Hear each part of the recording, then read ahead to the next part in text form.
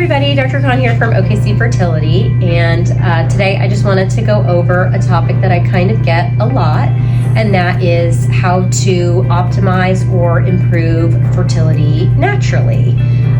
It's fantastic that we have so many great therapies, IUI, IVF, and everything that goes along with it, but I do just have a lot of people who want to know what else can I be doing, or maybe those therapies aren't right for me, and I want to just, like I said, optimize, really improve reproduction and fertility potential naturally.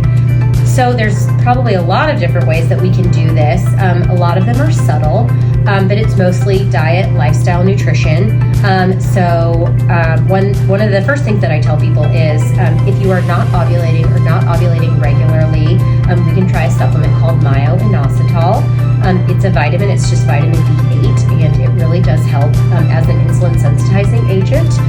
So it works kind of like metformin, if not better, and that can really help regulate cycles, so create cycles when you're not having cycles, or just ovulate at a better time. Other things that are probably really important are magnesium is a big one. When people have subclinical thyroid dysfunction, they don't hold on to magnesium as well as they normally do. And so a lot of people notice that magnesium makes them feel better, makes them sleep better. And I think that that's a very safe, very reasonable supplement to try.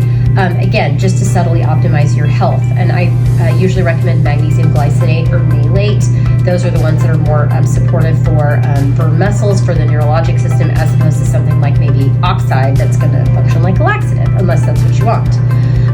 Other dietary nutritional considerations, make sure you're getting enough protein. This is a huge one. Most people really need to probably be getting at least 70 to 80 grams of protein a day, especially if you're very active.